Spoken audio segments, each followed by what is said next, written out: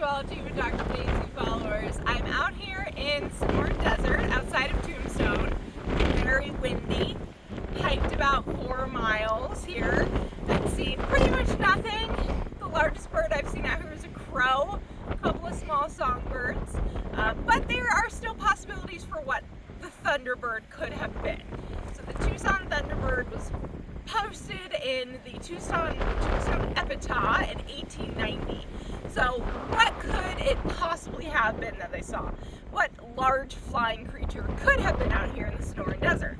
There are large raptors in the Sonoran Desert. They do have bald eagles. There are only about 90 breeding pairs in the entire state of Arizona, but 135 years ago there would have been a lot more.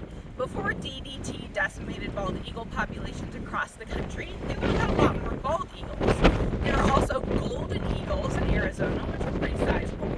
They have Harris hawks out here. They have red-tailed hawks out here. So they do have some pretty sizable raptors. But none of that would explain the 100-foot thing that they supposedly took down, and that they also described as being more pterosaur-like. So not a lot of evidence of that out here in the desert. Now, if a creature like that did exist, would there be habitat for it? Sure. There is a ton of desert out here, miles and miles and miles of empty space. Would there be any food for it? Sure. The current raptors living out here are eating a lot of desert hare, possibly small foxes, armadillos, kangaroo rats, smaller birds like quail. So there's plenty of food for them. Something even larger. What could they have eaten? Coyotes, javelina, which is the local suid pig-like creature out here. They are really sizable. They could be a food source for something large.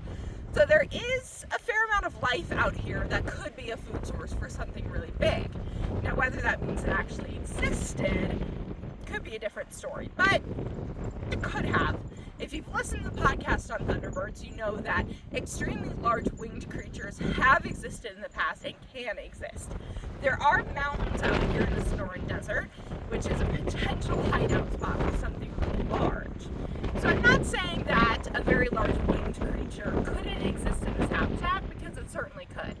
I haven't found evidence for it yet, so we'll probably do another video after I go on a horseback ride this afternoon looking for it, and maybe I drink some tequila on said horseback ride. We'll see. So I'll be back with you guys. Keep following the page, and see you later.